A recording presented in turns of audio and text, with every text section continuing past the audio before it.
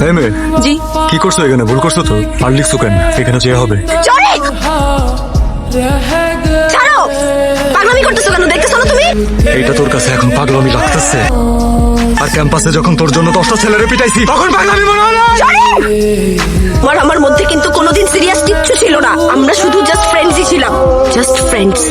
নুপুর, আত্মীয় স্বজন, relation, society, trust me, এগুলো কিচ্ছু না। ছাড়ো। তুমি আমাকে একবার বলো, আমি পুরো পৃথিবীর সাথে ফাইট করতে পারবো। নুপুর, আমি তোমার সাথে ফাইট করতে পারবো না। জনি ছাড়ো, প্লিজ আসো আসো। ছাড়ো। বিয়া বাড়িতে এসব কি হইতেছে? वफा करके भी तन्हा रह गए दिल के अरमां ফোন করতে দিবেন স্যার। স্যার, আব্বুকে